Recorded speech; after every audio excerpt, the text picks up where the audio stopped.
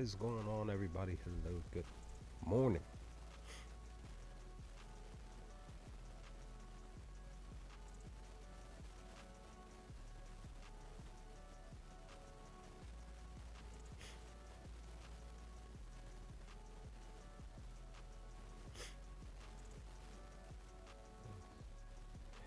Good morning from me to you and your family.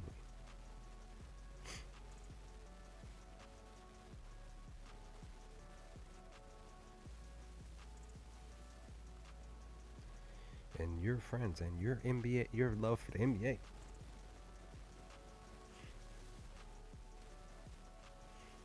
We are back, ready to try to put some wins together. Had a positive night last night with the small slate was 4 games last night. I know we have a big slate today, which is 15 games. Still can't believe there were 37 college basketball games. None of my two picks for college didn't hit. I took the over for my Kentucky Wildcats and Tennessee to go over their points. Something told me to take the under, but I was like, maybe it will go over because again, it's top 20 teams playing against each other. My Kentucky boys won. It's just that the over did not cash, but I'll take the win at least and the upset. But then I parlayed like a all over ticket. I think it was like 6 or 7 leg, something like that. That didn't cash. It was 6 leg, 3 for 3 basically. 3 of the games went over. The other 3 didn't. So that's that. But 3-2 on a positive note for the NBA. I had 5 picks, all of them single bets. Just real briefly touch on what did indeed cash here. I took the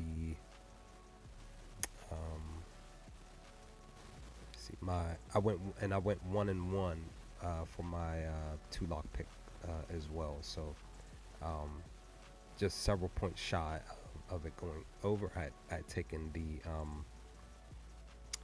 give me 1 second here.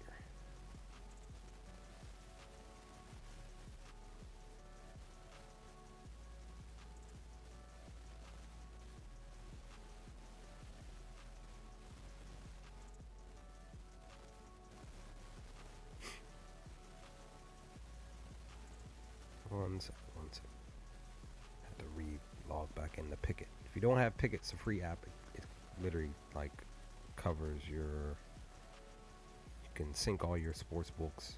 It's free, literally. They have a subscription, but I'm not. I'm gonna keep saying that I'm not getting the subscription. But the free version is simple. But you can sync all your sports books, and it literally follows all your picks, and it gives you like a record at the end of the day and throughout the year. Um, for all your picks: basketball, football, baseball, hockey, the other football, which is soccer. But yeah, but 3-2. I went 3-4 in total, but 3-2 for the NBA. Spurs 234.5 for the Knicks at the Pacers. I felt really good about that one. I felt really good for both picks, but this one I felt really good because it was so low at 234.5, and Knicks scored 128. Pacers scored 115. I was live streaming that game here on the channel, so be on the lookout here on the channel for more live streams coming from myself here specifically for the channel. I'm gonna push the live stream probably more than likely Spurs at Boston tonight. When we really look at the slate itself, I was either considering Spurs at Boston or like even possibly Atlanta at Knicks. For real. Between the two, really, I thought about Cavs, Raptors, but I'm like, Cavs might blow the Raptors out the water, but we'll see with that game. Raptors did win the game last night. They were plus 400, if I remember correctly. So that, if I had decided to take the Raptors on at least covering their team total points over, or maybe under. Well, no, sorry, I did take that. But to win the game straight up or even cover the spread, that would have cashed for either the money line or the spread. So But like I said, I felt really good about the Knicks Pacers over, and I did feel good about the Grizzlies Phoenix Suns over. KD had a historical night. He scored 30,000 points last night in a loss to my Grizzlies. But when I really think about it, what I should have done is just faded my Grizzlies again on our team total points. We only scored 119. I kind of figured that if I really looked at it from last night, it would have probably still been 121 or like 120 and a half, like it was before, like the day before.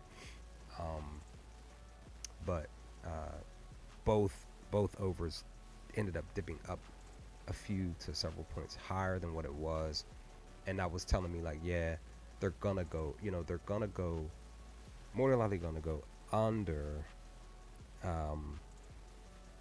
these numbers, but in reality, it was the opposite for one, and definitely went the route that it went in the other. The when the line moved for the Knicks Pacers, it was 241. So if you would have grabbed that at 241 and said, you know what, I'm gonna put them to go, over that number, it would have cashed, right? Because they went over 2 points. But the Grizzlies, because it went up to I think it was 246 and a half. That one you automatically was like, you know what, let me take the under, because again it started at 238 and a half, and you should have automatically said, you know what, I'm gonna take the under on this one, and it would have cashed. So it was just like a reverse thing for both. See, so that was that. So again, 1-1. And see, I did take Josh Giddey to hit 2 threes. He finished with 1. Bulls got demolished at home. Literally nobody saw. I was talking about doing our live stream a few times last night. Nobody saw the Pistons winning the first half alone, 71-29. Pistons scored 71 points and held the Chicago Bulls to 29 points in the first half of that game last night. I'm still like, I didn't even think to take the Bulls team total points under. If I had known, I would have done that, but that's not the case. They scored 30. They scored 92 points. They got held to 92 points under 100, and the Detroit Pistons scored 132. I didn't see any of that for that game last night. So yeah, I'm just like, man, still in disbelief. But I did take Zach Edey for my Grizzlies to get 7 rebounds, 6.5 to go over. He finished with 9. That cashed. And like I said, just mentioned a couple of minutes ago, I did take the Raptors team total points under 107 and a half. They finished with 106, so that cashed. It felt like it wasn't going to cash because they were sitting on 106 for like a good, I think like 30 seconds or something like that. 20 seconds left in the game, something. But that cashed, and they won the game upright on the road with Paul George, Embiid, and Maxey all on the court at the same time last night. So they're playing on a back-to-back tonight. So I think the 76ers are playing back-to-back, right? Yeah, they're at Brooklyn. So we'll see what happens excuse me, with that. So 3-2, upright, just above 500 for the NBA picks. 3-4 in total last night. I'll take it. 15 game slate. Let's see what we're gonna do tonight, guys. Cause man, I just put my 2 lock picks in. At least I didn't touch anything else. So these are all gonna be. The rest of these picks are gonna be live here today.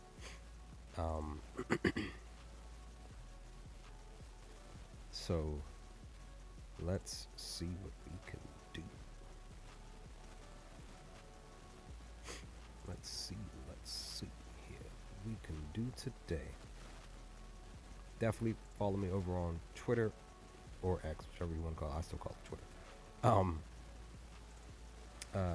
What the heck? For all of my picks, or at least most of them at least. Let's dive into this. I'm going to try to do, because I think my laptop is going to be kind to me today. We'll see what happens, but I'm going to look to do a little bit of a study here using the site that I've been looking at for the past few days. I just found, and really just like seeing what I want to do with my picks here. But we're going to do these live like I did a few days ago. Injury report. Let's look at this. Like I said, this is more than likely going to be the game that I'm going to stream live today. Spurs at Celtics. We're literally just what we have today, and then tomorrow, and then there's no more NBA games until the 19th, next Tuesday, because also weekend is coming up. So Spurs, they're pretty much at full strength, no injuries, but Drew Holiday is out tonight. Jaylen Brown is questionable, and that's about it. So when I looked at this game, I was kind of staring at it for a brief moment. I was like, what do I really want to do? Do I want to go against the grain and maybe possibly go with San Antonio on the money line at plus 300 over on BetMGM? Do I want to take the spread? Again, the spread at plus 8.5 against the Celtics tonight, because the Spurs are on a run, as you see. Mostly green, 70%, minus 105 over on DraftKings. Or do I want to consider maybe possibly taking the total points? The one thing that's standing out for sure is the spread. That's the one thing that's standing out for sure. But the other thing that I thought about, the one thing that I did not take the last time the Spurs played, which was, 2 days ago, Wemby, his three-pointers. Let's look at this real quick, because he hit like 5, I think, the other night. Let's double check and see how many. He had 5, because I was watching that game, and I saw him. He hit his first one. They went to the other side, and, played defense, got the ball back, came back down. I think he did like a pump fake when he got the rock at the arc. Hit another 3, like literally back to back, and I was like, I think he's feeling himself. And he came back down, tried to make another shot, missed it, went back, and then came back and hit another one. I was like, yeah, he's gonna hit like 4 or 5, and he ended up. Because I remember seeing he hit the 3, and then eventually I think he hit his 4th one in the second quarter. If I remember correctly, he had 3 in the first. So I was like, he might go 4, 5, or 6, whichever comes first.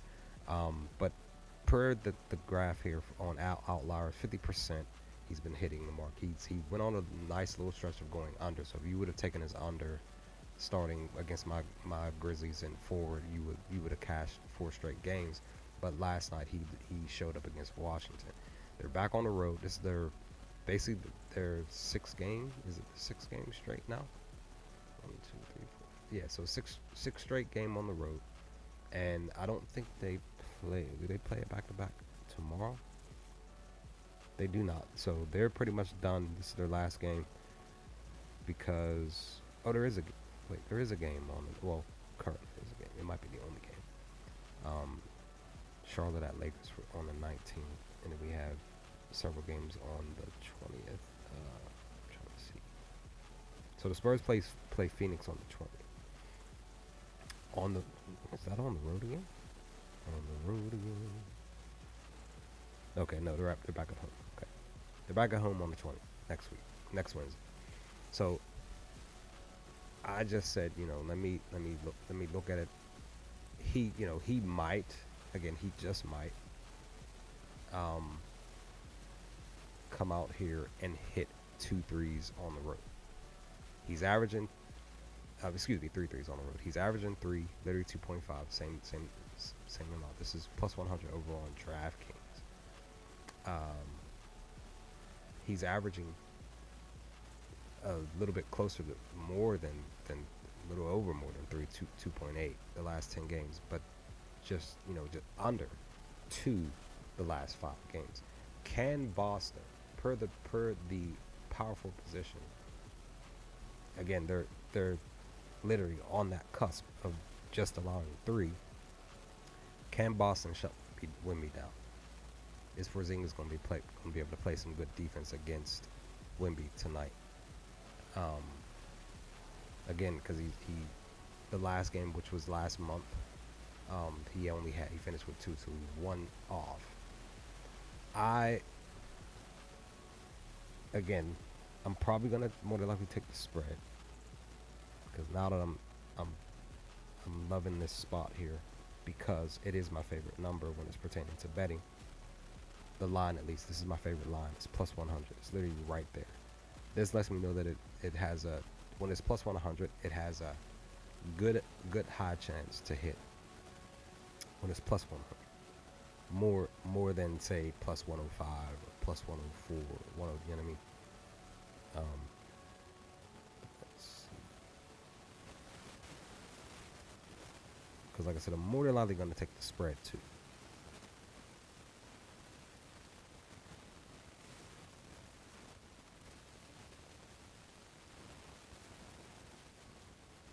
Okay, so DraftKings, it's a little bit different. So if you go on DraftKings, you go to the Spurs Celtics game, and you click on player threes.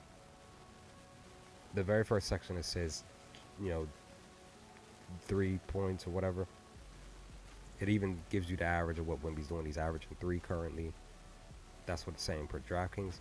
If you just click on just the number 3, it's plus 100. But if you scroll down under where it says threes over under, Wemby, right here in the middle, it's saying plus 105. So I'm going to go ahead and take the plus 105 because it's just a little bit more value, and see what happens with the pick. But also too, I am going to also take the spread right now. Let's see if it moved, because again, as always, outlier says one thing, but then as I just explained, the sports books may say something totally different. So okay, so it is still 8.5 for the plus 8.5, excuse me, for the Spurs to cover the spread tonight. Let's look at this real quickly before I even take it though. Let's go on over to Sportsbook Wire. This is the site that I came across a few days ago when I was live streaming. I was going over what this site was talking about per the specific games that we were looking at. Let's see here. They basically break down everything to give you what it is. So originally the spread was minus 8. Like I said, dipped up to 8.5. Totals was 232. Again, this Sportsbook Wire literally looks at stuff I want to say like the evening before. So okay, it went up 1. It's 233.5 now, but it started out 232. And again, the money line for both ended up changing. It's plus, so it's plus 285 right now on DraftKings. Well, at least on DraftKings, might be a little bit higher on another sportsbook or lower. Okay, so their prediction for the game for the Celtics, for the Celtics hosting the Spurs, they're predicting that the Celtics will cover the spread, but the total will go under. They're predicting the Spurs will score 107 points while the Celtics score 120. Let's see. Celtics have won 37 of 51 games, 73%, literally just 73% this season. Boston has a 29-9 record when playing as a money line favorite with odds minus 312 or shorter, 76%. Celtics have a 78% chance to win this game based on money line probability. This season, Spurs have been the underdog 33 times and won 10, or 30% of the games. Spurs are 1-4 when it's set as the underdog by plus 251 or more on sportsbooks this season. The bookmakers money line implies 28% chance of victory.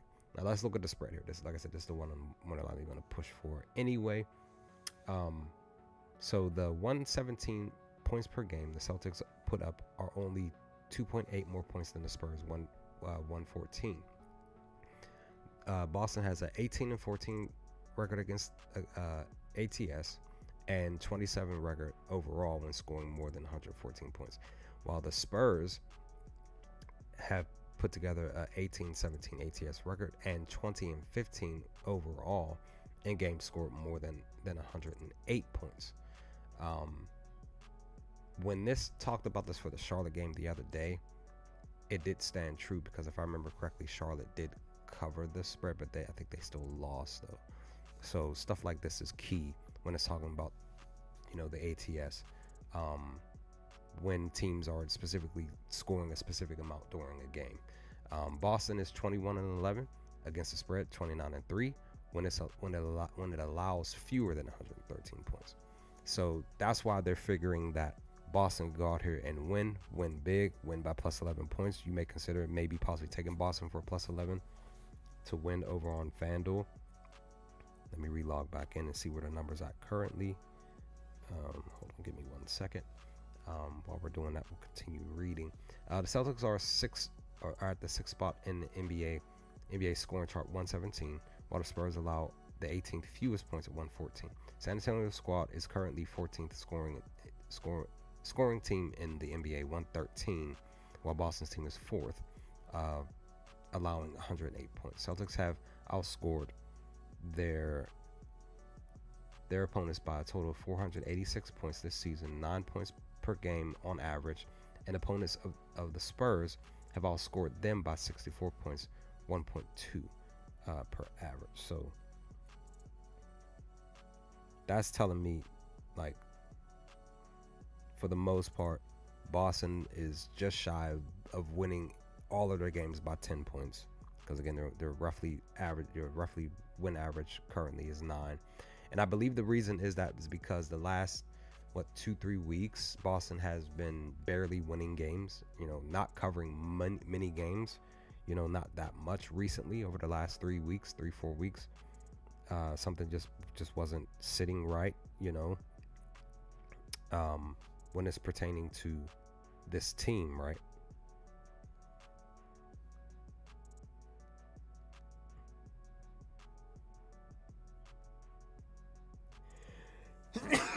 Oh, excuse me. Okay, so the plus 11. Sorry, I'm actually taking the Spurs for the spread here over on DraftKings. A little bit better on DraftKings, like literally 1 point better. FanDuel had it at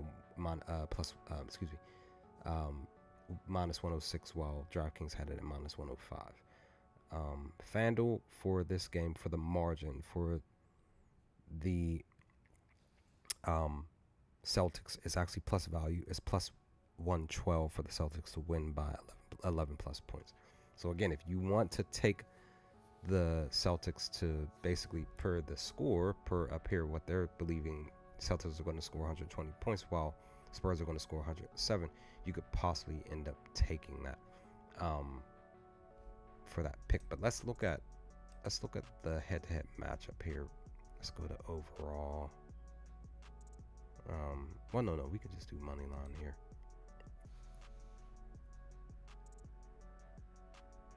Head-to-head matchup. So in the head-to-head matchup, both times, and again, the last game that they played was at Boston. Boston scored 117 points and held San Antonio to under 100, which was 98. So on average, they did score 101. So they haven't been able to push. San Antonio has not been able to, score 100 points on average. They're barely averaging 100 against Boston in the 2 games that they played against each other. The last 2 games between this year and last year, even at home. So I just figure, if you want to go on ahead and even look at what the Spurs have been doing, give me 1 second. This will be better if I do the over here. I think it's the over. This one will give us a better gist here. So the Spurs, away, they 5 straight games. What is their? Sorry, let me look at this here real quick. What is the Spurs team total points? If you want to take their so this is actually high. It's 112 and a half. That's where they got that 114. Sportsbook review. So we click on this. If you want to even look to attempt, you can maybe consider fading the Spurs. This one, I guess the 112. Again, Boston is allowing 108, right? So if you want to fade them at 112.5. It's going to be a bit of a tough thing because again, they're 40%, so they're 60% hitting the mark of the over, right? They're averaging 119 points the last 10 games, and literally 119 points still, 118.6 in the last 5 games. They've gone over, even the last 5 games, they've gone over 3 out of the last 5.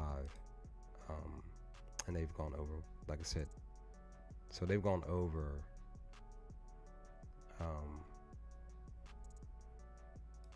Let's go back to the over here. Spurs have gone over 60%, so they've hit it 6 out of the last 10 games. So again, averaging 119 points. But again, we can say the last game here, which was last month on the 17th at Boston, they scored 98 points. The key thing that I went with as far as choosing to take the Spurs spread,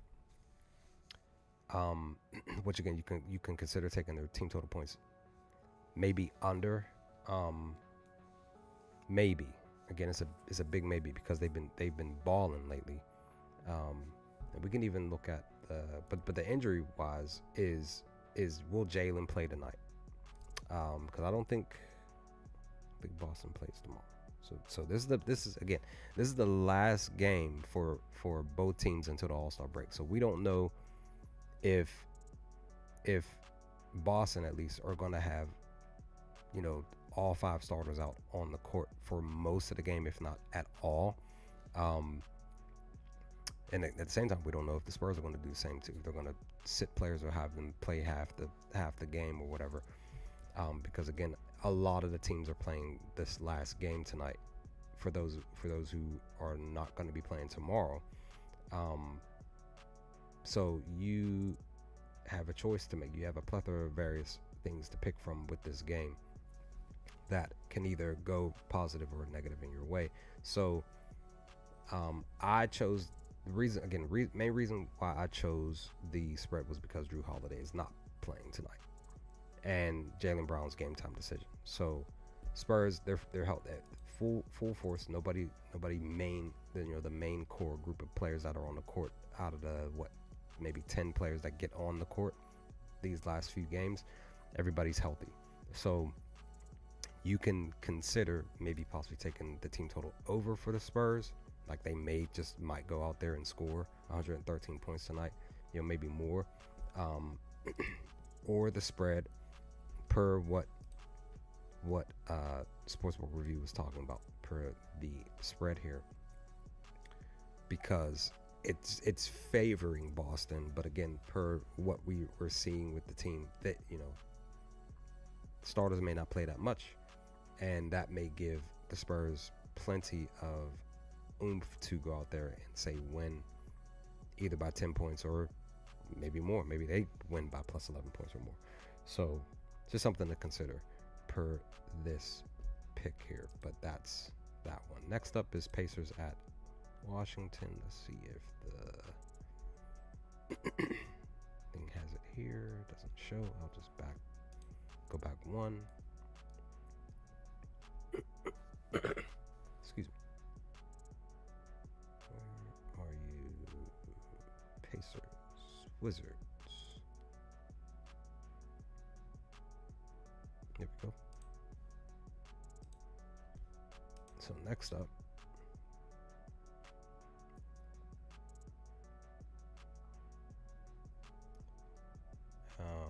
let's see here. So Pacers just came off of a loss last night.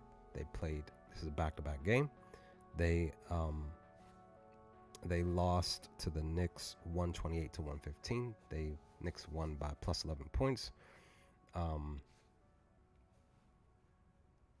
The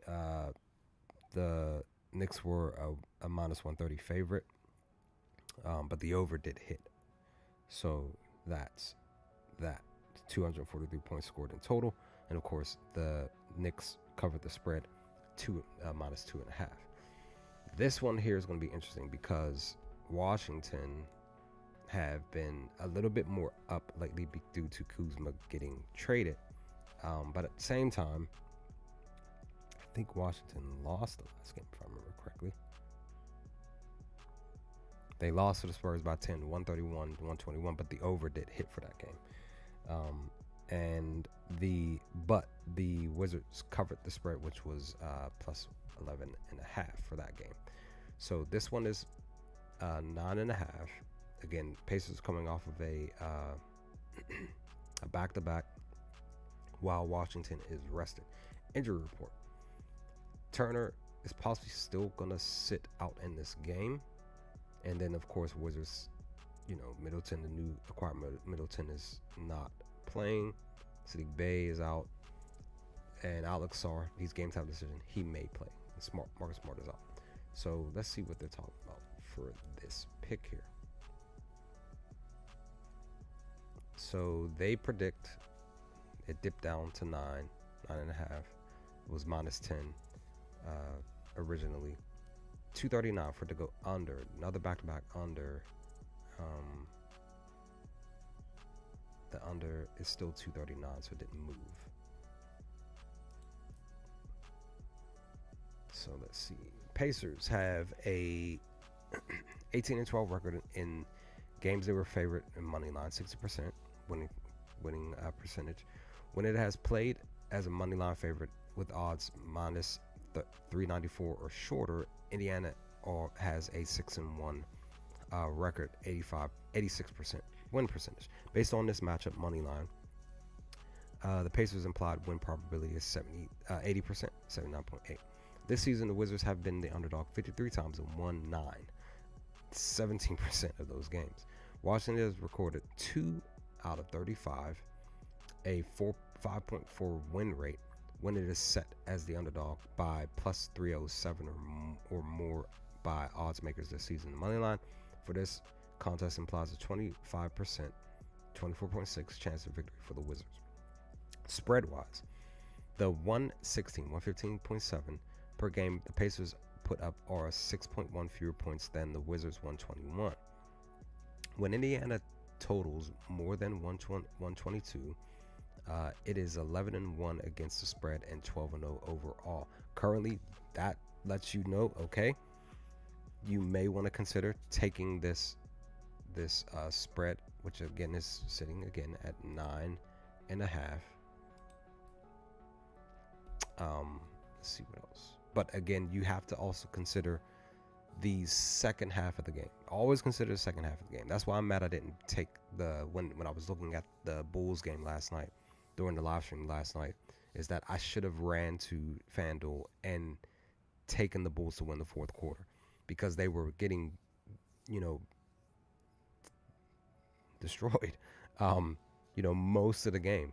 They barely won the third quarter. Detroit scored 34 points and the Bulls scored 30. So I should have literally taken the Bulls to win the fourth quarter at the second half, when it was halftime. I wasn't even thinking or considering. I was just too busy blown away by that 71-29 halftime score to even consider. But back to this game. But I'm just saying, you should really consider looking at stuff like that during live picks and stuff like that. So let's see. Indiana has an ATS record of 11-3-1 and 12-3 record overall when its opponents score fewer than 108 points. But again, that's specifically that one. The Wizards are averaging 122, right? So let's look at the team total for the Wizards here. Let's see. Again, it's up. Split. See, this is my favorite my favorite line number, plus 100. It's 116. But at the same time, this number here, like I've stated before in live streams and videos in the past week or so, plus 115 is a bit of a stickler for me, because it's I'm 50%. One time I pick it to go over, it goes under. Another time I pick it to go under, it goes over. So it's I'm not at an even thing right now. I'm 3-3 right now when taking this number to go over or under its projected point when I'm trying to rely or fade a team to score 116 or not score 116. So Last 10 games, 40%. They're averaging 110 currently, the last 10 games. But again, the last 5 games right now, currently, the Wizards are averaging 120, literally 120. But the Pacers are allowing 115 points. So, per what this is saying, here specifically, let's see. Right here it says Indiana has an ATS record of 11-3-1 and 12-3 record overall when its opponents score fewer than 108. Can they shut down the Wizards from scoring 116 points? Head-to-head matchup, they're averaging 116 against the Pacers, but more so when we look at it for this season alone, the Pacers have shut down the Wizards, having them only go under this number back-to-back games. This is at Indiana, though. Again, this is at Indiana. The difference is they're at home tonight. Washington at home, the last, 5. The last 5 games, they've hit the mark 3 out of the last 5, but technically the last 3 games alone. Excuse me. My fault. I looked at it wrong. So they've gone, let's see, 1-1, 2-1, 2-2. So they're 2-3. Excuse me, 2-3 at home. But the last 3 games, they've gone 2-1. So let's see, last 5 alone, they've hit this mark 4 out of the last 5, but the last 3 straight games they've gone 2-1. So you may want to possibly still consider taking the Wizards to go over this 115.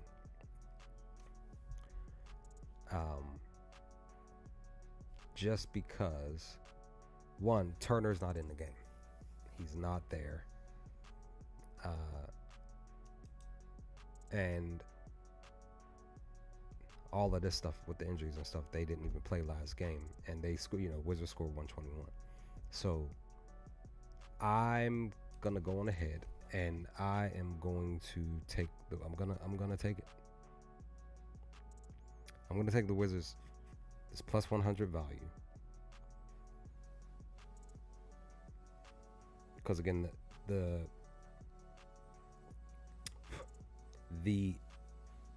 I'm going to go against the grain and say, again, Pacers at home against the Wizards, they locked them down. We'll say that much. But now this is a road game for the Pacers. This is their back-to-back road game. They literally allowed so many points on the road the last game. I'm going to take the chance that the Wizards do indeed go out here and get this number.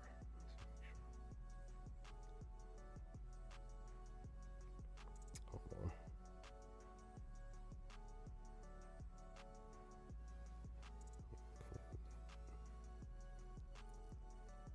Because as always say, I take risk on this channel.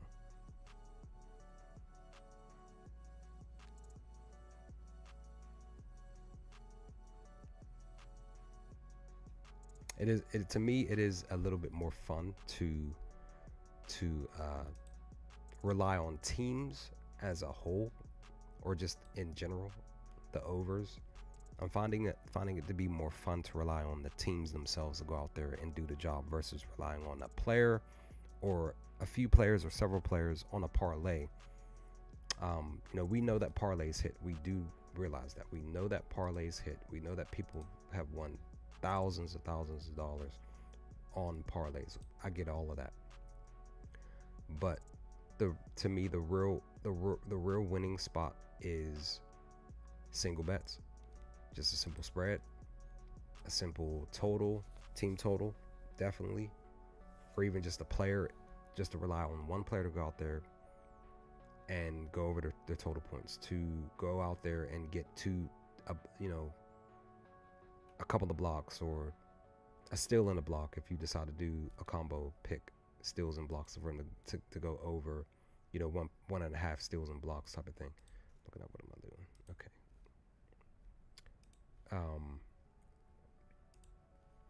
So, at the end of the day, you're not winning hundreds of dollars off of a pick unless you have the funds to say put down say a 2 unit, put down $200 to say get back 400 from a plus 100 or whatever or higher pick that has a chance of hitting or maybe has a lower chance of hitting, but you're taking that risk.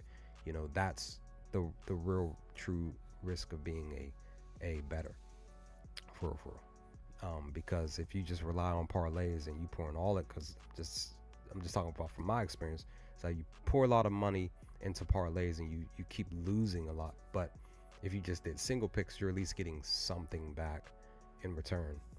If you do say 5, like I did last night, I went in total. I had 7 total picks. I won 3 out of 4. I gained something in return. I just lost a little bit last night. Technically I could have lost a lot, but that just just showing you that it's just better to just do single picks and every so often do a parlay, 3-leg, 4-leg parlay. Last night I did a 6-leg. I haven't done one of those in a long time.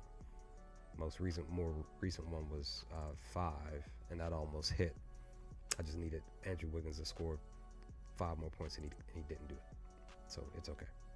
All right, Charlotte at Orlando. I think both of these teams were off. So they're both fresh, chilling. Melo is out. Then we got the season-ending injuries for Mann and Miller. Suggs is still game time. I'm telling you, dog. I honestly feel like he's not playing tonight. I think if anything, he should be back by next week. The 19th here. I mean the 20th. He should be back by when they head to Atlanta next Wednesday. But let's see. Orlando's favorite minus 650. The spread is it's 12.5, and the over is 2, or the total point is 203.5. So per what the Sportsbook Review was saying, it started out at minus 11.5 for Orlando to be the favorite to win, but it dipped up to 12.5. It actually the total went down from 207.5 to 203.5. So they may be thinking that Charlotte may possibly not even score 100 points tonight. That's probably why. The money line didn't move for both. So their prediction is Hornets covering the spread, not losing by now 13 points, but the over is still hitting actually. So they are at, okay. So they're thinking that the Hornets won't go over their team total points. Let's look at this real quickly. Their team total point is 90. Oh man, 90, 96, 95 and a half. The Magic are allowing 106, 105.8. They've been actually hitting this one 80% of the time.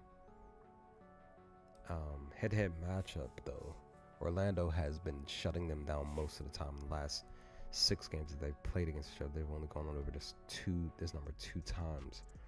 Interesting stuff. They're averaging 99 against Orlando, but again, the only reason why that is because they've literally hit 100 points, definitely, but mostly 2 times, and it was like 115 or more. Interesting stuff, but they're averaging the last 5 games 105 points. This number here, 104.5. This number for them, I'm like 0 and I think I'm 0 and no 1 and 2 now. I think because of no.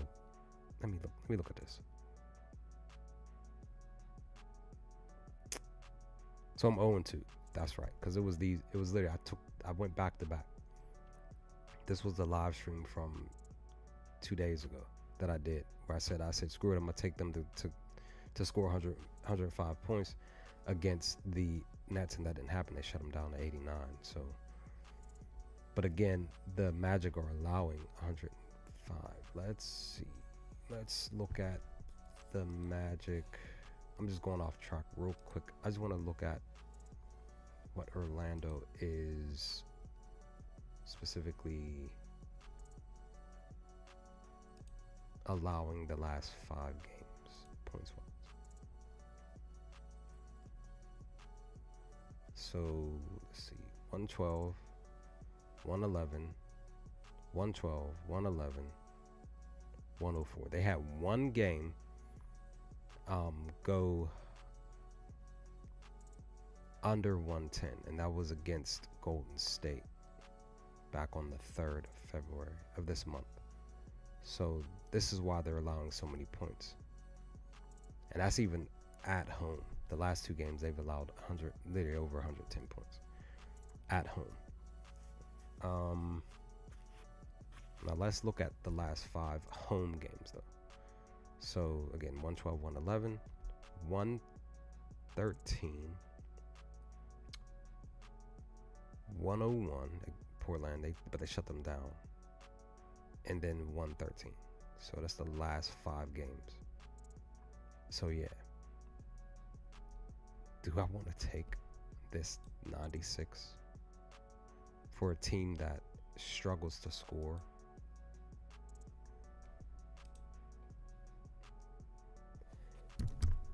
Excuse me. It's plus 12 and a half. We'll see. I'll consider it, but that's not my lock. This is the game that I took my lock pick for tonight. I actually took a player prop, and it is Bonchero. I'm going back to him today. He actually covered for me in the last game. So he's averaging 19 points the last 10 games, 21 the last 5. But I took his player prop. It's sitting here. I got it over on same thing over on FanDuel. Let's see if the number moved. I don't think it did. So it's still the same. It's got it on FanDuel, minus 104 for him to score 23 points tonight at home against the Hornets. He's averaging literally the amount, 23 over the last 5 games against Charlotte, whether at home or away. He's hit this mark once at home, but this was last season basically 2 seasons ago, November of 2023. But then the same season, he only scored 13 in a basic blowout win. So more than likely, one of the reasons why he probably because he struggled, but at the same time, they were probably more than likely just blowing him out, and the coach just sat him down the rest of the game, or most of the rest of the game. I don't know. But per the small forward position, they're actually allowing 20. So Charlotte is shutting down the small forward position at this, just 3 points under. So that was pretty much the reason why I took this pick, is because Charlotte's defense chose this pick. And the last time, like I said, at home, he only had 13. So I'm just kind of figuring that he will go out here and get these points. So that's that log pick. So the one thing I'm considering for another pick for this game is the team total points, more so than the spread, because I kind of had a feeling that Orlando may just win by 15 points tonight or something like that. If you're feeling froggy, you want to take the spread, you can. Let's look at the spread here per the review for this pick. So the 104 points per game the Magic put up are 8 fewer points than the Hornets allow at 112. When Orlando totals more than 112 points, they are 12-2 against the spread and 13-1 overall. When it scores more than 106 points, Charlotte is 13, 11, and 2 against the spread, 12 and 14. So that's what I'm saying. Like, Orlando may go out here and cover this 12 and a half. Again, it started at 11 and a half, so it's up to you if you want to take it. Orlando's record is 17-13 against the spread and 18-12 overall when it gives up fewer than 107 points, 106.6. So that's what I'm saying. I'm more than likely going to lean toward. I'm going to try again. More than likely with this pick here, it's 90 for them to score 96 points. Um,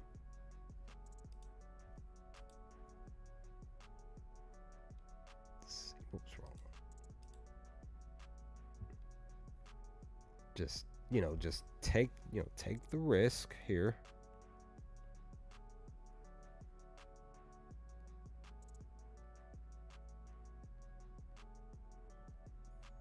And this might be the last dual pick because I usually try to just stick with one pick per game. And this now tonight's slate, because it's 15 games, this is a spot where you would want to consider doing a parlay.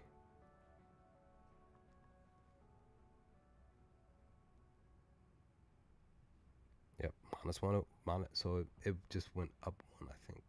Or am I wrong? No, it's right. It's 105 and a half.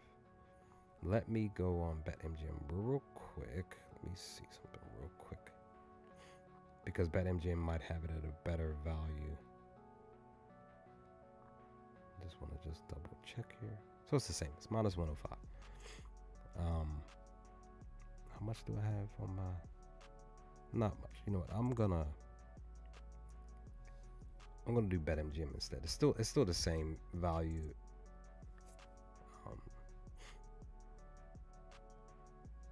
But I have more. I have more funds over on my BetMGM account and actually my my DraftKings account too. So, all right. So that's that pick.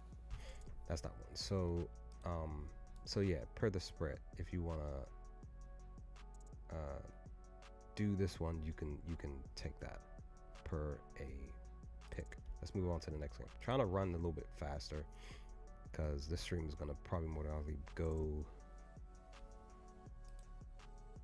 over an hour and a half. Let me see. So Toronto is hosting the Cavs. Is it up top here? Let's see. There we go. What are they saying? It started at 13 and a half. The total was 236 and a half. Let's see. So it went up 14 and a half. It's 236 now. Dipped down by half of by a point. The 0.5 disappeared. Let's look at this. Let's see. Cavs have won 41 out of 49 games, doing a money line 83%. Cleveland has won all 8 games it played as a money line favorite. Odds minus 855 or shorter. The implied money line probability for them to win is 90%, 89.5. Raptors have won 15 games, 31% or 49. Of the 49 games that they played as an underdog this season. Toronto has a 1-6 record when it's set as underdog at plus 580 or more. They have a 15% chance of victory tonight at home. For the spread, the 122 and a half points per game, the Cavs put up 6.3 more points than the Raptors, which is 116. Cleveland scores more than 116 points. When they score more than 116 points. They're 27-8 against the spread, 31-4 overall. Toronto has put together an 18-4-1 ATS record and a 11-12 overall record in games it scores more than 112 points. Cleveland is 19-6 against the spread, 23-2 overall when it gives up fewer than 111 points, 110.6. Cavs are the league's second ranked scoring team, 123, while the Raptors allow 25 points per game and 116 points. I believe that my Thunder are number one. When they're saying Cavs are second ranked, I believe that my Thunder are number one. I believe it. I could be wrong. Could be the Celtics too. Toronto is the NBA's 21st ranked, 111 per game, while Cleveland is 11th, 112. Cavs have put up a total of 558 points more than their opponents this year, averaging basically 11 points per game, while the Raptors have been outscored by opponents on average this season by 304 points, basically 6 points per game. Let's look at the over-under. The average implied total for Cleveland this season is 119, 5.8 fewer points than the implied total of 125 points in Wednesday's game. This season, Cleveland has scored more than 125 points in a game 23 times. Toronto, average implied point total on the year is 118, is 6.2 points higher than its implied total, which is 112. So if I'm looking at this game, let me do something real quick. I'm not going to take it as a pick, but I want to look at Donovan Mitchell's assist real quick. Where is it at now? Did it bump up to 5.5? So it's 5.5 now. So it's plus 100. Simply because he's been, like I said, I'm really glad that I grabbed it when I did. Excuse me. The other, 2 days ago, excuse me, was 4.5. Excuse me. It was 4.5. I grabbed it. So I kind of had a feeling it was going to go up like 5.5. Because as you see here, the last 5 games, he's averaging 6 points. Six assists. And that's the last 5 games. Last 10 games, same thing, 6 assists. Head-to-head matchup, he's averaging 4 though. He's only hit 6 or more 2 times, and that was last season. This year against Toronto, 1 away, 1 at home. He's basically averaging roughly about 1.5. Per the shooting guard position, they're actually allowing 6. So, yeah, it just depends on what you want to do. But for this pick for the Cavs game, I think I'm going to look at the total points here. Let's see. It's minus 108 over on DraftKings currently. 50% for it to go over this. Let me see. Now Toronto at home. Let's look at them at home. It has gone over 3 straight games. Looks like, yeah. So 3 out of the last 5 games at home, Toronto team the total has gone over. They are, I want to say points wise, they're averaging like 109, 110. Cleveland has been balling for the most part. They've gone under 110 points once the last 5 games. But that's at home. Let's look at the away. So they went under 110 once, and that was in the loss at Houston. But 4 straight games of literally averaging literally 120. The last 4 games on the road. So I'm kind of leaning towards the over this 236. That's what I'm leaning towards. Like heavy. Like really, really heavy. I could maybe, it depends. It really depends. Because if the number's too high, it is too high, in my opinion. It's minus 108 FanDuel. 125 for them to go over this. Let's look at the head-to-head matchup. They've only gone over this 120. They've only scored 126 points 2 times out of the last 6 games against Toronto. Toronto's again allowing 116 points. So I am gonna go on ahead and take this. I'm gonna take the over. That's what I'm gonna do for this game. This is over on DraftKings.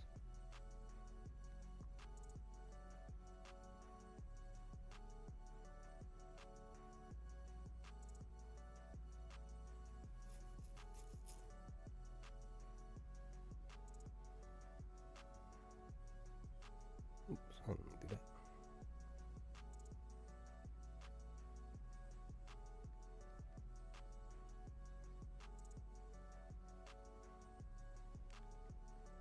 So I just locked it in.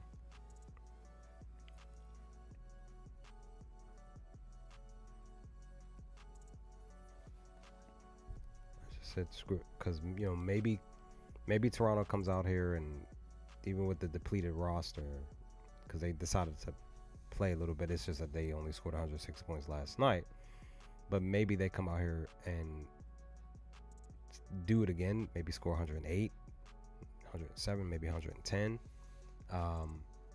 And of course, Cleveland still gets the, at least, maybe they score 126 points, maybe. So I'm just gonna go ahead and take the over and see what happens. Let's see. So the possible game of the night could be Hawks at Knicks, maybe, depending. Outside of Spurs at Boston. So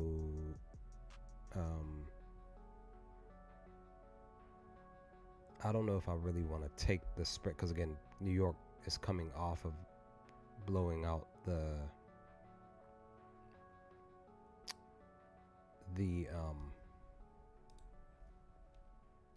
not fully blowing them up, but they won by 13 points. And they're coming back home. So let's look at this real quick. Let me see their prediction for this game. Again, it dipped down from 8.5 to 7.5. They're considered taking the under at 241. It dipped down to 239.5. They're believing that the Knicks are gonna win by 10. So let's see. Knicks are 32-14 winning money line, 70% win rate currently. 15-7 favorite when the odds for the money line is minus 311 or shorter. Now it's 320. It dipped up 9 points. So I'm wondering what that would be. What that is now. Implied money line probability of this matchup is 76%. Hawks have won 17 of the 35 games, 49%. And the Hawks have won 4 of its 11 games, 36% when they are underdogs. They give them a 29% chance of victory on the road. Spread-wise, this is what I'm really considering taking here.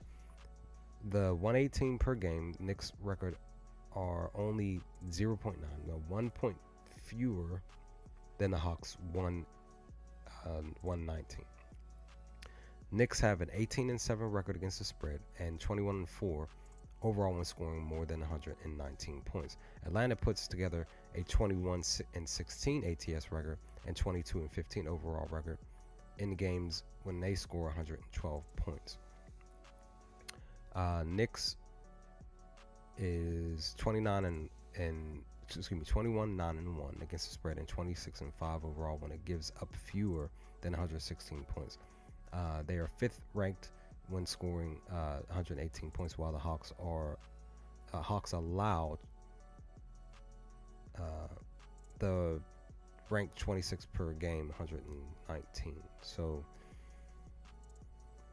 let me see. Let's see. The 9th ranked scoring NBA team, 116, is Atlanta, while the Knicks are 9th defensive at 112.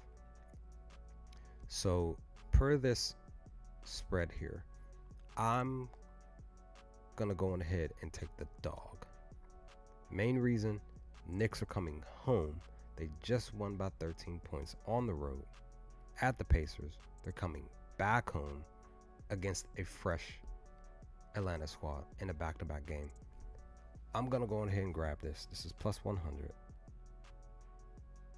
on DraftKings. Okay, so it actually dipped up a half a point.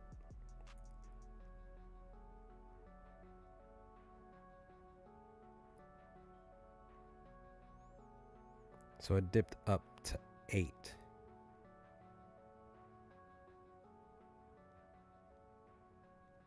I don't think they have.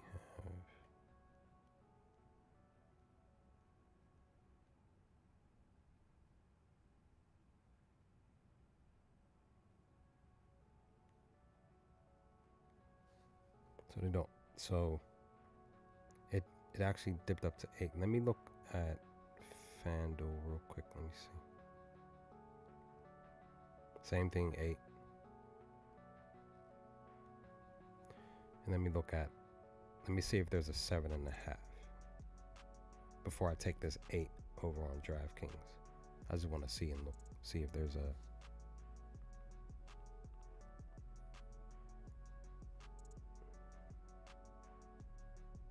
So there is. I'm gonna go ahead and go against the grain. I'm gonna take this 7.5 here that's sitting on the screen here instead of the 8. It is minus 105 over on BetMGM.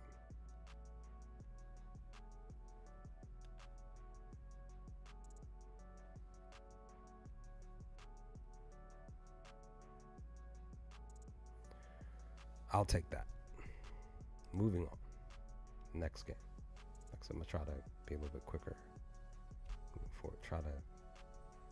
Where we are. How many games did we go through so far? 1, 2, 3, 4, 5 so far. All right, Philly at Brooklyn. I feel like this could be a bit of a fun one. I don't know if that's the thing. We don't know if Embiid's playing in this game. Probably is because they did rest.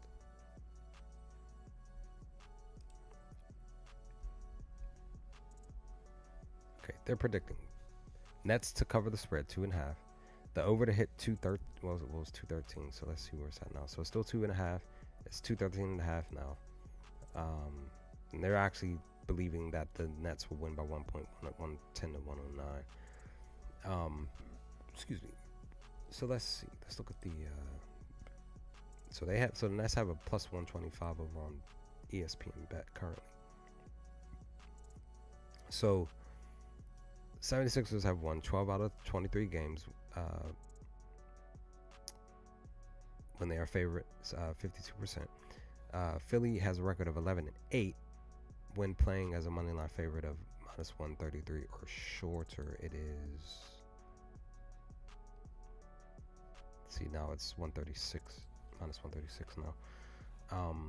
They have implied victory probability, of chance of winning at 57%. Nets have been an underdog 46 games this season, have won 15 of those games, 33%. Brooklyn has a record of 15-30, 33.3. I see the number almost every day, 333. When it is set as an underdog at plus 112. So again, this number moved up to 125 though. Probability of win though is 47% for the Nets, so it's just shy of 50%, 3-point shot. So the spread here, the 109 points per game the 76ers put up are only 1.9 fewer points than the Nets 111. Philly has a 11-7 record against the spread and an 11-7 record overall when putting up 111 points. When the Nets score more than 113 points, they're 9-3 against the spread and 7-5 overall. Philly's record is 10-6 against the spread, 13-3 when it allows fewer than 105. The 76ers are NBA's 25th ranked team at 109, while the Nets are 111. So I'm either going to take the spread or the Nets team total points. Let's look at it's 2.5. And I'm also looking at the team total points here. So it's 106 minus 108 on FanDuel. So Nets have struggled to score 106 last 10 games. They've only hit this mark once. 10% and then 20. Head-to-head matchup, they've hit this mark 2 times out of the last 6 games against the 76ers. But the 76ers are allowing 113 points. This is a spot here that you still may want to consider. Let's see the under, because again, it's more so saying that you should take the under 106 because they've only hit this once. And that's even in the head-to-head matchup, they only hit this twice. They're averaging 104. just shy of the 106, just 2 points shy. But again, Philly is allowing 113 this season. But this season, they shut them down twice, with them not allowing 106 points. And even in the last game, last month, beginning of last month, on the 4th, the Nets only scored 94 points. So you can look at this and be like, yo, Philly should be able to shut them down, right? They should. But at the same time, the Nets have scored the last 5 games alone. They've scored 100 points 3 times. So they literally were shy of 100 points. So it would have been 4 here back on the 4th of this month. They were 3 points shy of 100 points here 2 days ago against Charlotte. So let's look at the injury report real quick. So it looks like Embiid's playing. Looks like Paul George is playing. Bogdanovic is out. Nick Claxton is game time decision. Let's see. Do I want to fade them?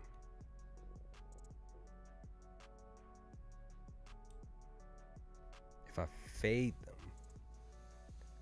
at even a shorter number with plus value,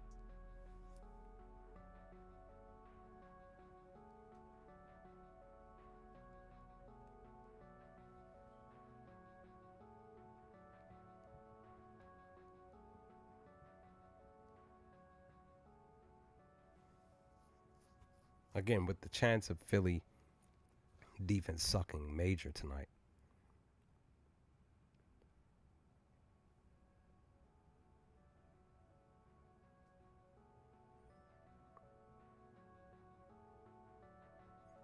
So if I fade the original number, which is 105, it's actually minus 110 over on BetMGM. But it's the same number on ESPN Bet, minus 110. Like I said, BetMGM has a minus 110. ESPN Bet has a minus 110. Let me log on ESPN Bet real quick.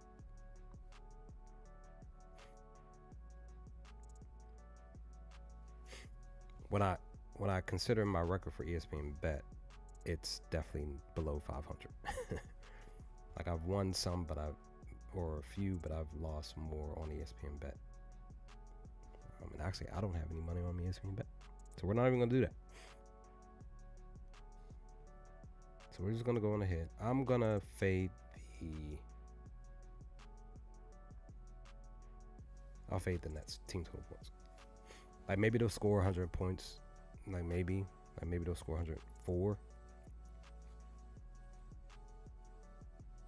But I'm a, as I always say, we take risks here. I'm gonna take the risk that the 76ers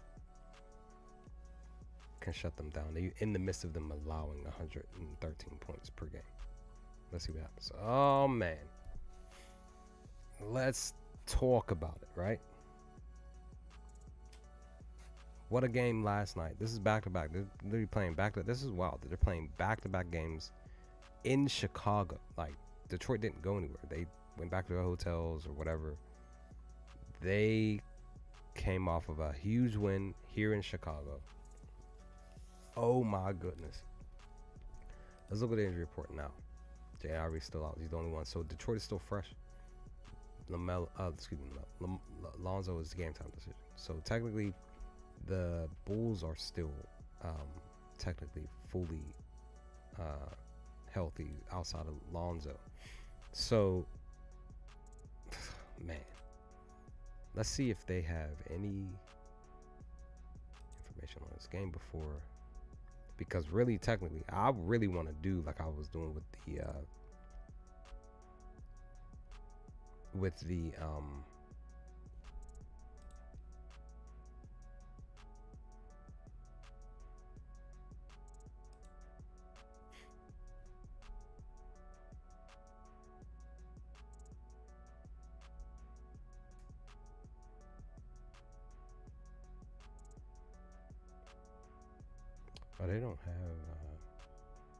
they don't have much for this game actually, unless this was yesterday. So this was yesterday. Come back up. I'm considering taking the Pistons here. Okay, let me see.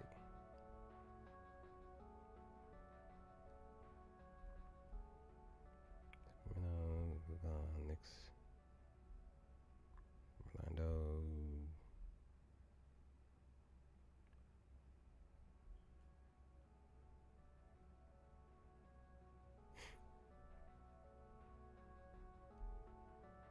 So these are all.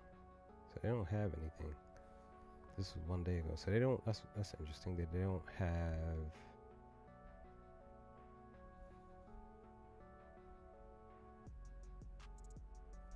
Anything for this game outside of yesterday.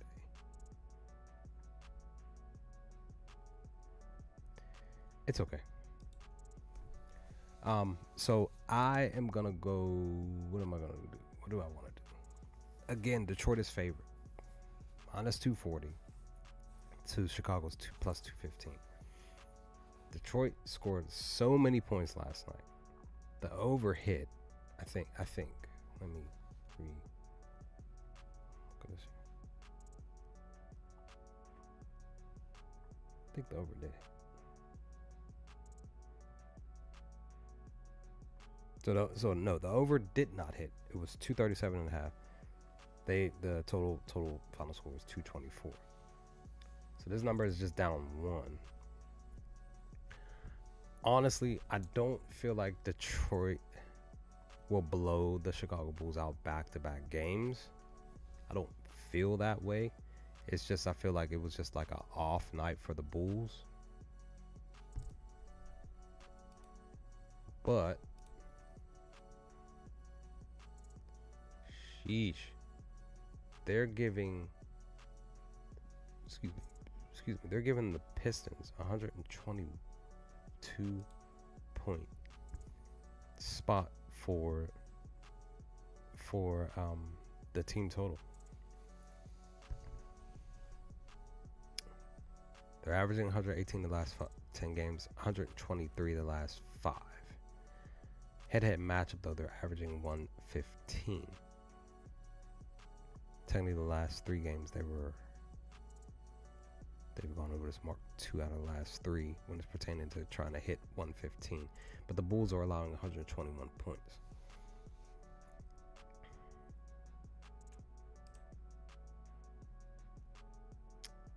Trend. The trend is, here's the trend. On the 3rd, they went over. The 5th, they went under. The 7th, they went over. The 9th, they went under. Last night, they went over. So, per the trend, Chicago should be shutting the the Pistons down this 121.5. Let's look at the minus 108 on FanDuel. Per a trend, the Pistons should not be scoring 22 points tonight. Again, per a trend. Head-to-head matchup again, shutting them down. 5 out of the last 7 games here. Again, only allowing them to average 115 points. Let's see. At Chicago, went over, under. So 2 out of the last 3 games at Chicago, they went under. So the question is, do I want to fade the Pistons tonight? Or do I want to assume that they're going to go out here and stop this trend?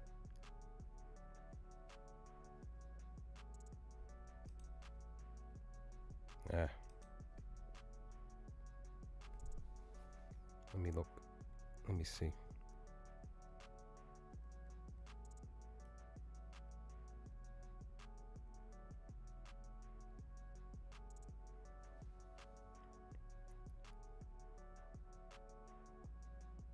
See, it's minus 115 on BetMGM. I gotta log back in.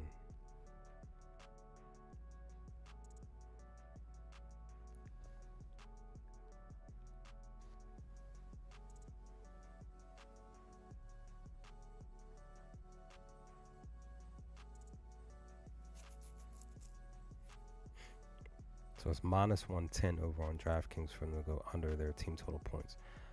I. 121. That's the only thing. Bulls are allowing 121 points to last overall. Let me look at. Let me give me a second. Let me look at.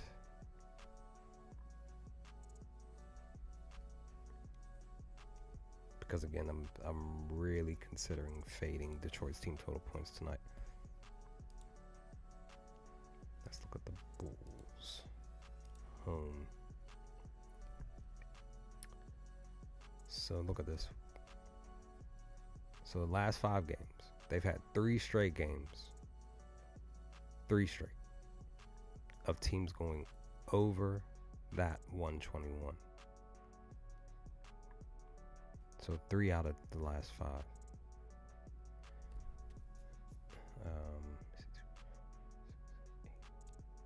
10. The last 10 games though.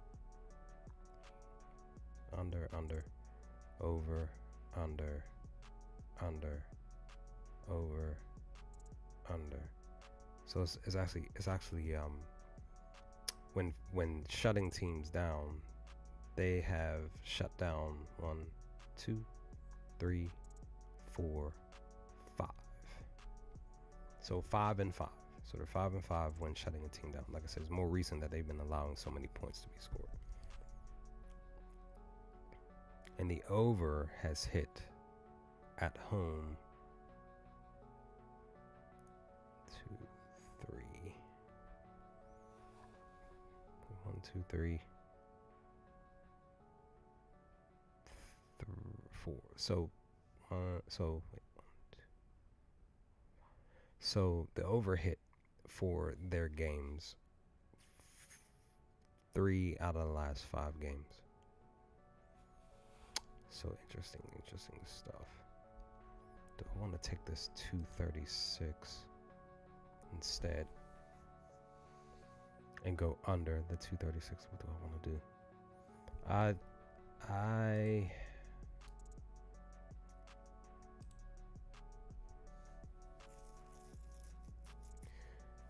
screw it. I'm gonna fade the Pistons.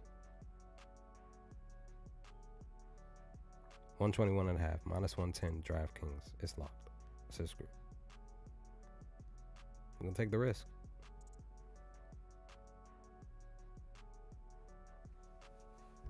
I was gonna say screw it, take the risk.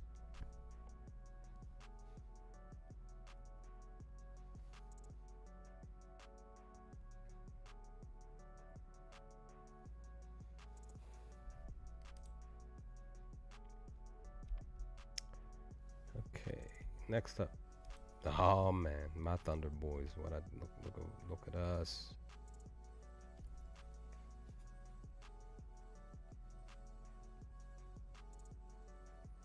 Look at us.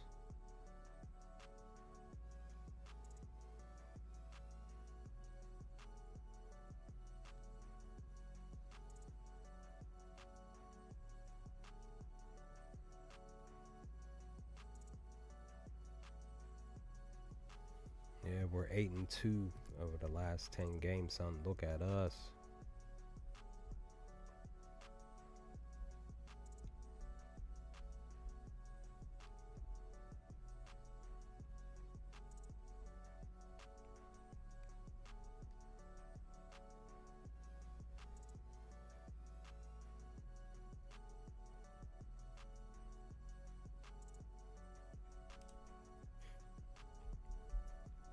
Let's see what they're predicting here. They're predicting that we win the spread. It's 13. Oh, where's that currently? It's 13.5. Went up half a point.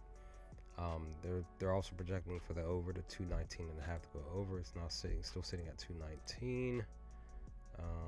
Let's see. We are 42-8. When we are the favorites at 84%.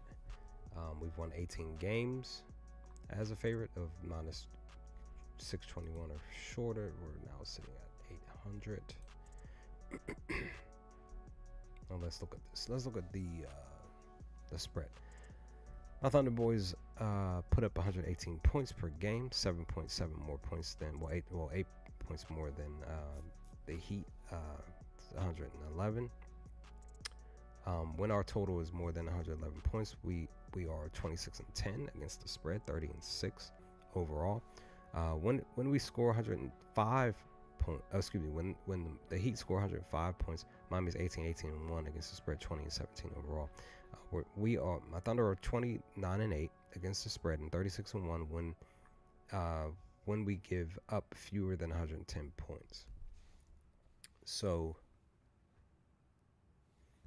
let's look at this.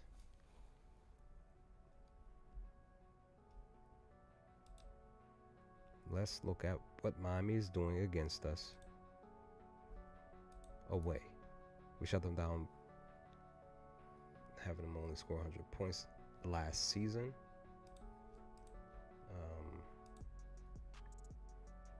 At Miami, though, that was a back and forth spot last season, 128-120. But again, and even the game after that was at Miami, was a low scoring game. So let's look at Miami away. They are, let's see,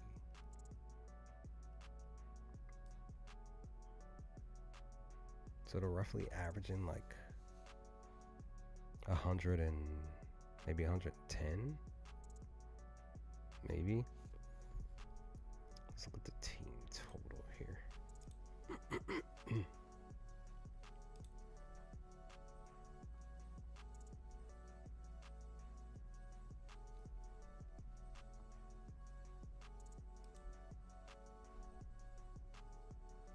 So again, the last game that we played against them, we head-to-head matchup, they're averaging 106 points. Because again, the only reason why it's like that is because at home, the last game last season, last January, they scored 120 points on at home. But against us, last season and this season, we've shut them down to under the 100, but we're allowing 105 points in total.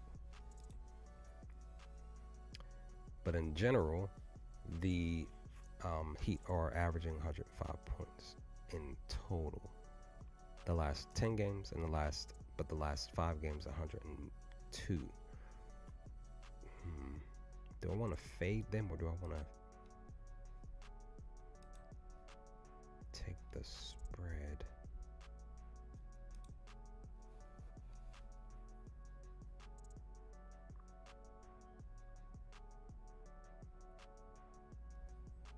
Let's look at this real quick. Let's see. Heroes game time decision. And Jamie Jalquez game time decision. Us. Oh, Chet's not playing. Oh, we're resting him.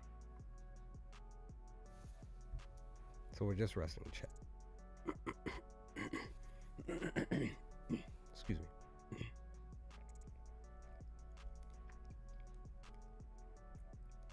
I guess that's smart.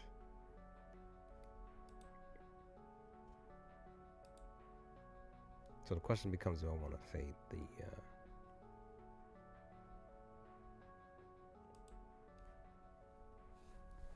I might just fade them.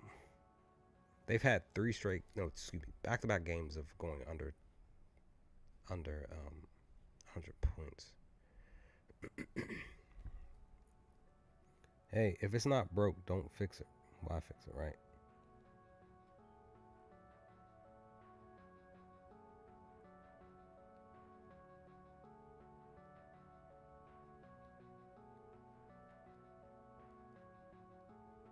Or should I say, why even attempt to try to fix it?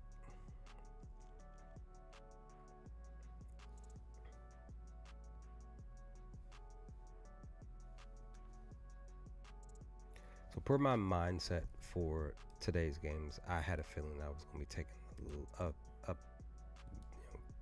a few or several games team total points.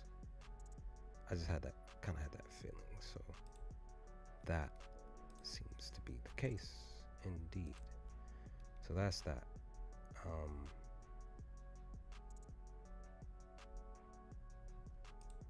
Let's look at this here. Next up is Kings at Pelicans, New Orleans. Their prediction is for the Kings to cover the spread at -5. Well, now let's look at it. Still -5. 238.5. So 238. So still 238.5 for it to go under. Let's see. Kings are money line. They're 22-8. Let me see. Sacramento has a record of 17-6 when they are a -193 or shorter. So now just dip down 3. New Orleans have won 29 games or 3.4% when it is underdogs at +161. So it's +170 over on bet 365. So the spread. Kings are score 116 per game, just 3 points fewer than Pelicans 119. Kings total more than when they total more than 119 points, they're 12-13 against the spread, 17-8 overall. When it scores more than 116 points, Pelicans are 13-5-1, 9-10 overall ATS. Sacramento has a record of 11-8 and 13-6 ATS when opponents score fewer than 110 points. So let's look at. Let's see.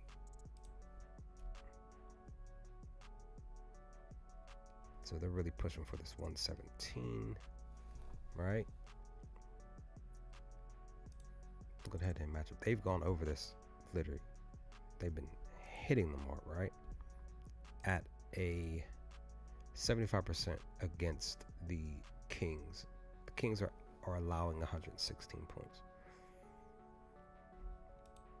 Like literally, the Kings have been just like, yeah. Let's look at the Kings.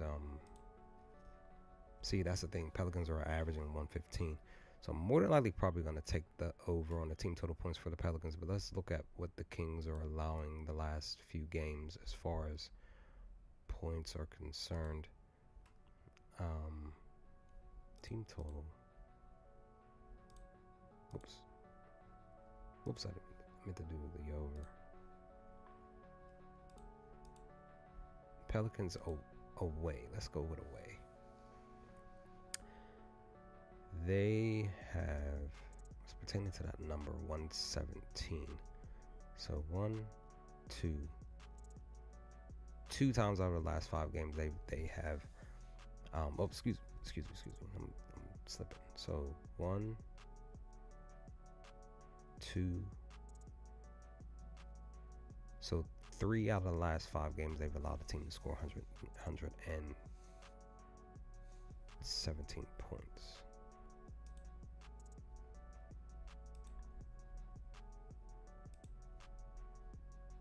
Let's see. Kings 121. Pelicans are allowing 119 points. Head-to-head matchup, though, against the Kings, they're only allowing 110. But they've gone over the number. They've gone over 110 points 3 out of the last 5 games.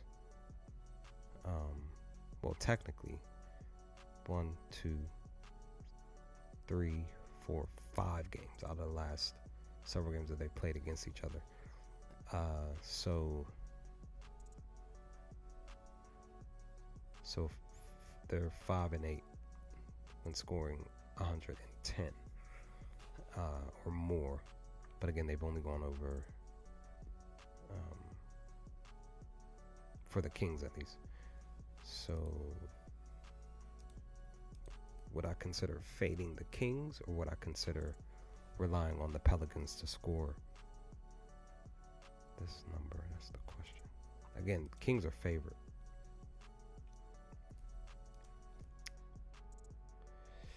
Let's see. Jones is out. McCollum is game time. But that's it. Sacramento is fully rostered. Nobody's injured.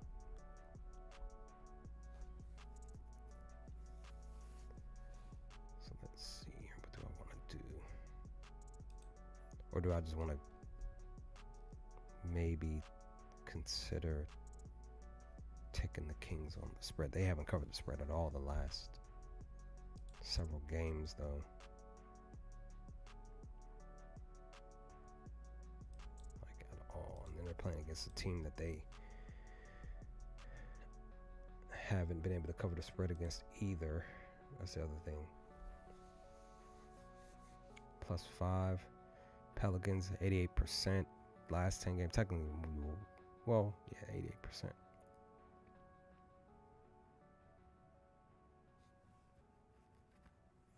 So at home, the Pelicans are 4-0 the last 4 games against the Sacramento Kings, and they even covered the last time they played against each other. I'm gonna go against the grain. I'm gonna take the Pelicans spread. I'm gonna do that instead.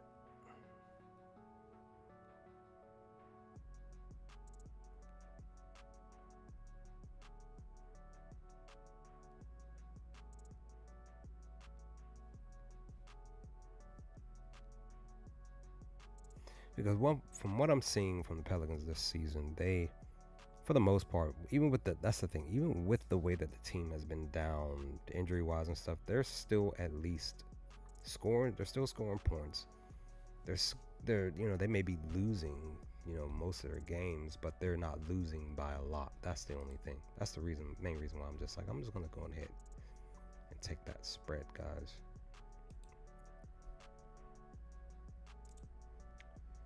Next up, Milwaukee at Sota. Already from what I heard, Giannis is not playing tonight.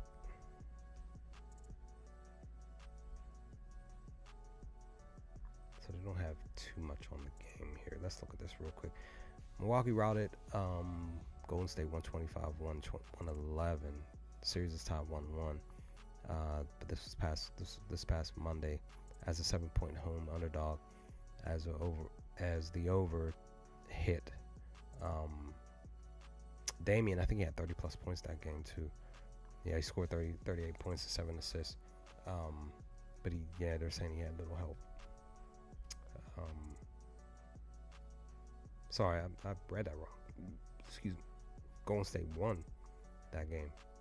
And Minnesota lost 128-107 at Cleveland. They were an 8-point underdog. The over hit as well. Yeah, that's right. Because Edwards scored 44 points in that loss too. That's right. So let's see. Minnesota. I have a buddy at my job. He's a Timberwolves fan. He's struggling to really root for his team, but there've been times where he's like, yeah, he's basically saying like on paper they're supposed to be really good, but they're not. And he's really upset that they can't figure anything out.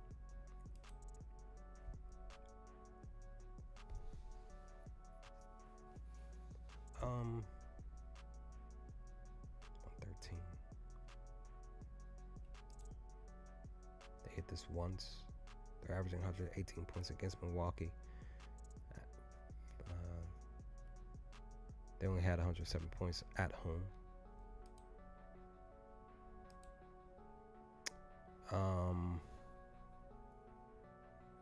Last 5 games, they're averaging 118 points.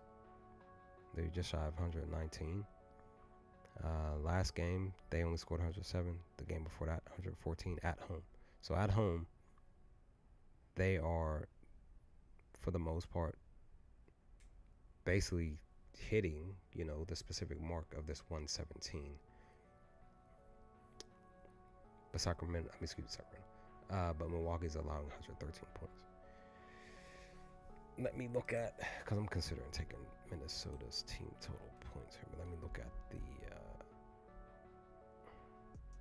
Let me look at Milwaukee's stuff here. Last 5 games. What are they doing away? So 115, 102, 125, 144. So the last 5 games, 3 out of the last 5, they've allowed 116 points or more. Technically, the last 2 games, though, it's gone under the mark.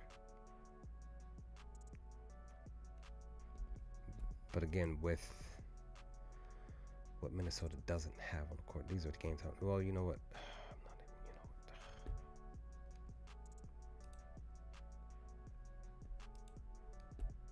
what? I might just take the under here, dog.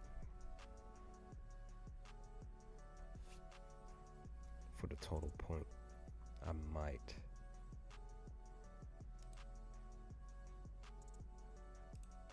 See, it's 105 on the ESPN bet. Or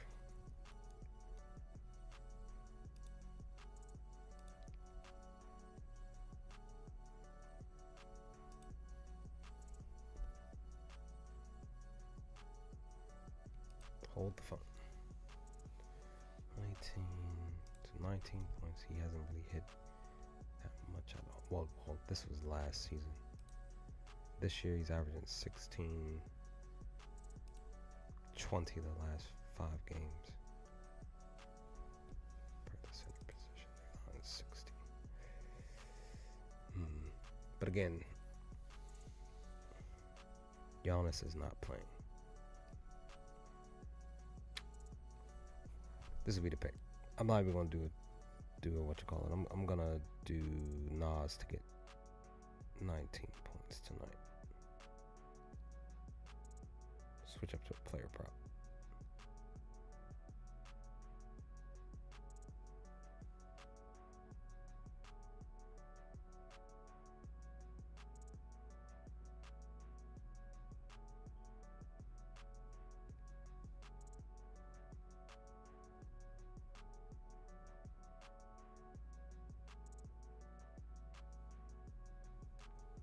I'm gonna do that.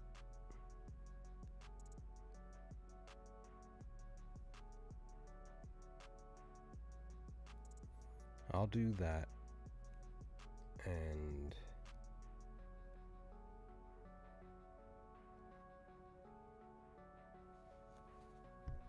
we'll make it happen.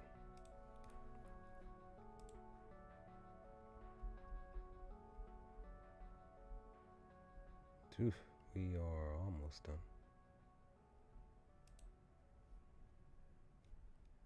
Give me 1 second. I'll be right back.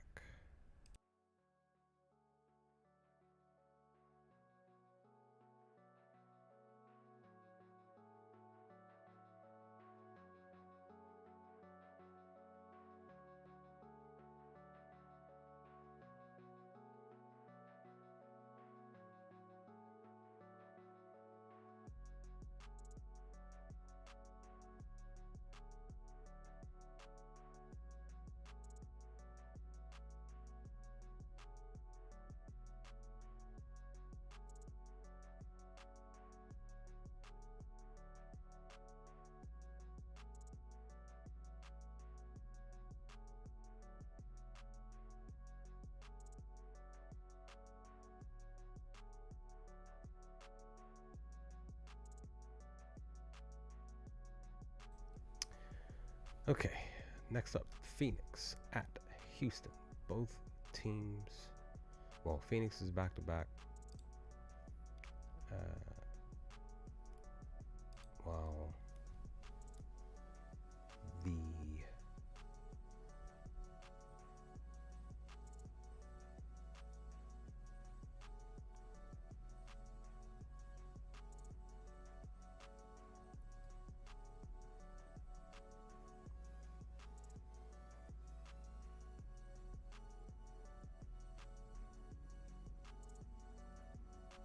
they don't have anything for this game. It's okay.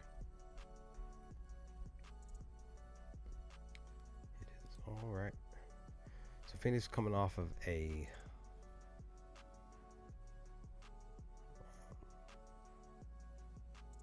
off a loss to my Grizzlies. We won. KD just scored 30,000 points. But my Grizzlies covered the spread 3.5, and the under hit of the 246.5. I wish I would have considered taking under, but I thought it was going to go over because it was 238.5, and it dipped up to 247. So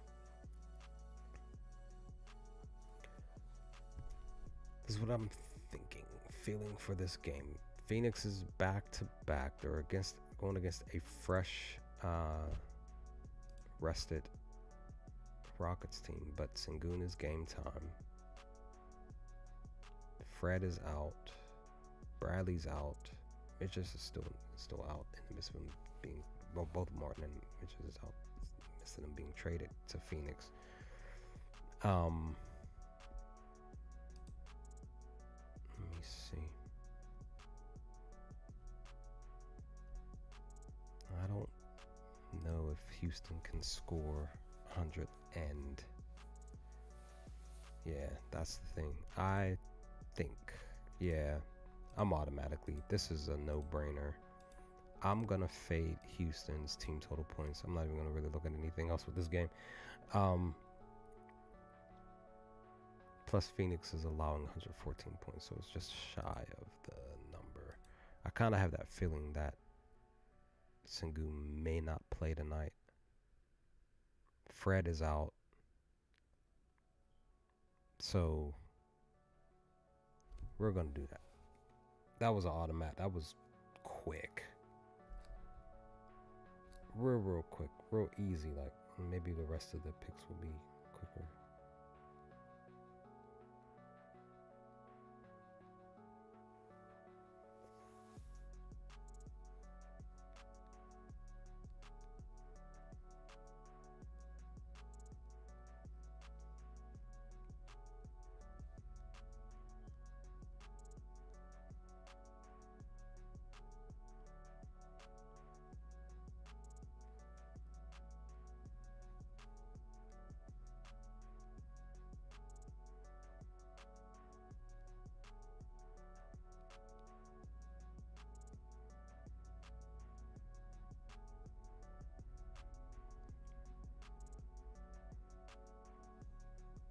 Yeah, I'll do it.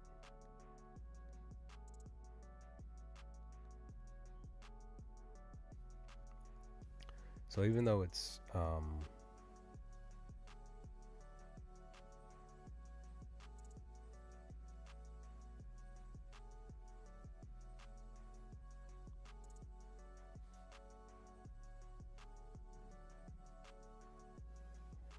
never mind.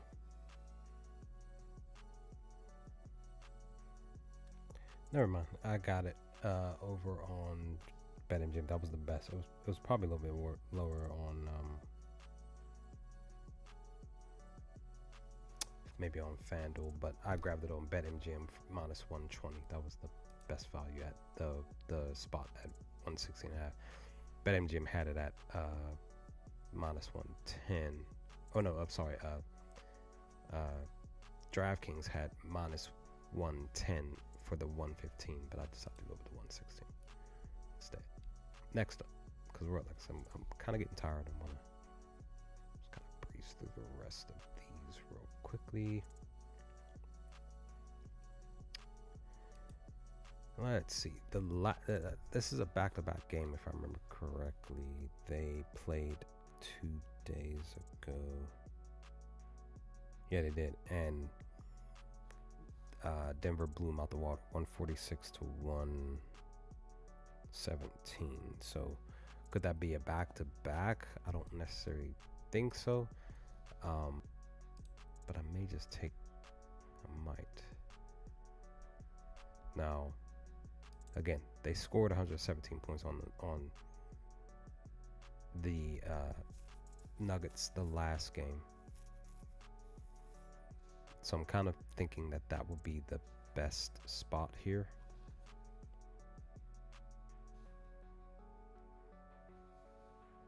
Hitting this mark 60% of the time last 10 games, 60% in the last 5.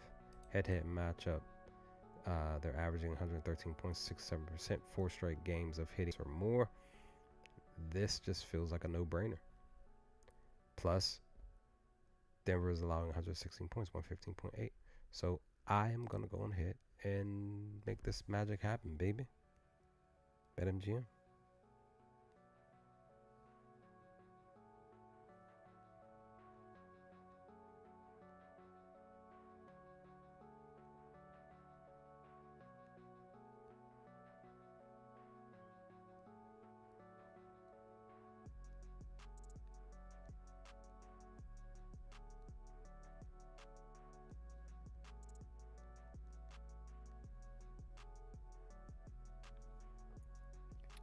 Locked it in, grabbed it.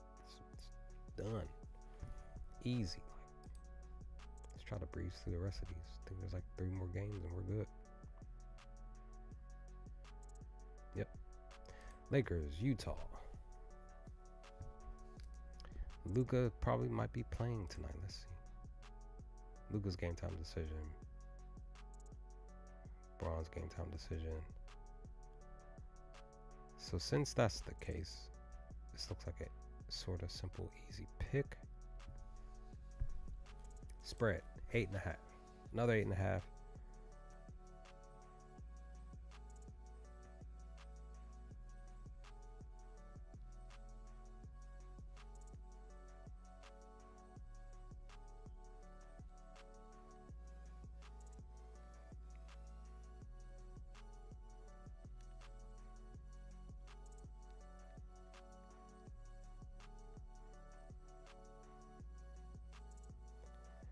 I grabbed Utah spread at 8.5 for them to win, to cover.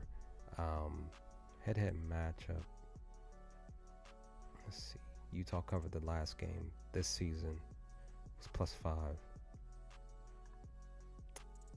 The season prior, they did not cover. They got blown out. But they did cover the game prior to that, January 13th of last season. So 2-1 on the road. I mean, at home. So I'll take it. Let's push for a 3-1 for the Jazz.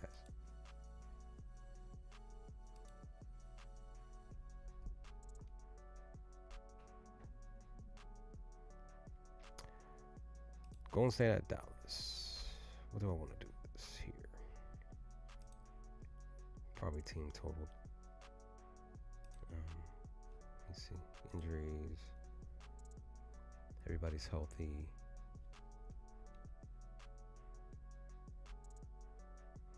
121.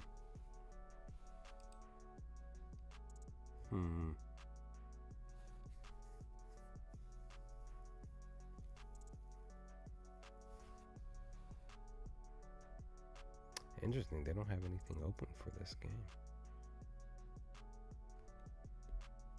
Now they've hit this mark 60% of the time, 3 out of the last 5 games. There we go. Dallas is allowing 114 points. Head-to-head matchup, they've only hit 121 once. They've hit 114 or more 2 times. No, excuse me, 3 times.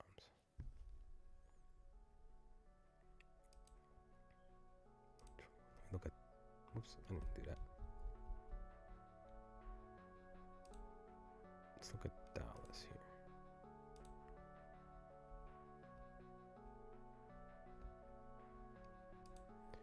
$114 points against.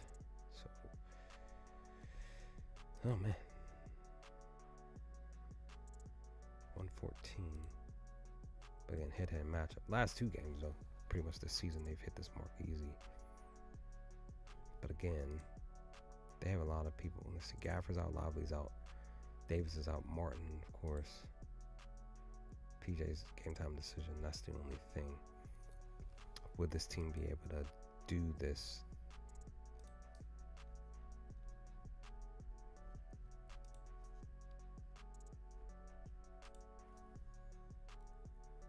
Let's see. At home.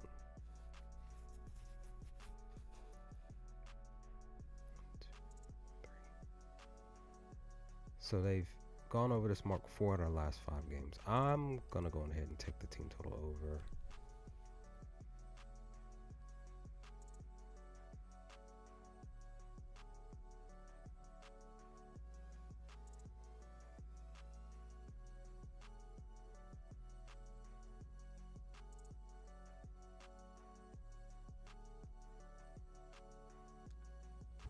That's what I'm gonna do. I'm gonna take that. We'll do that one. And last up, Grizzlies at Clippers. Let's see, injury report. So all of us are healthy. Looks like everybody's gonna be playing. 237.5. Clippers though, their game's 30% over.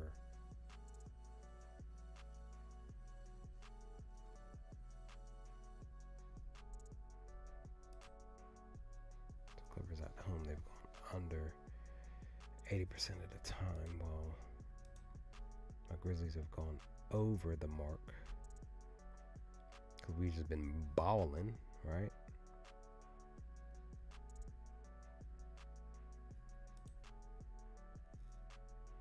But again, that's last. Again, this is a totally different season. So I'm going to go on ahead and I'm going to take the over.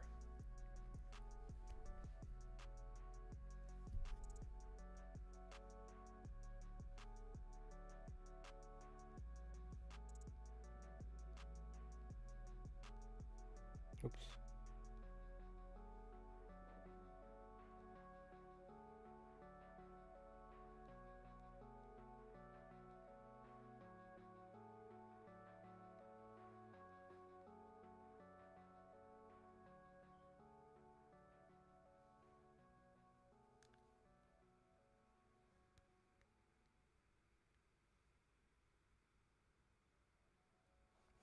I'll take it. 237.5. I'll try again.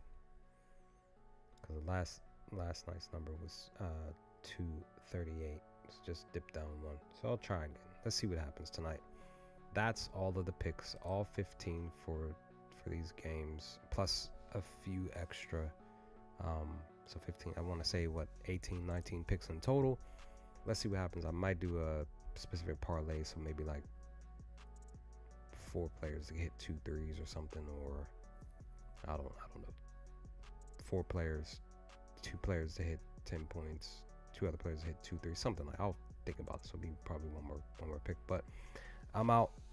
If you've gotten through all of this, leave some comments in the comment section below of the stream after the video has gone up, and be on the lookout for the live stream later today at 7:05, 7:10 p.m. More than likely going to be looking to push to stream the San Antonio Spurs at Celtics. Like I said, I thought about doing the Knicks again. Knicks at hosting Atlanta, but I'm feeling the Spurs at Boston tonight more so. So be on the lookout for that live stream of the game to be streamed here on the channel later today. But I'm out. I'll let you later. Stay safe. Stay humble, guys. Peace.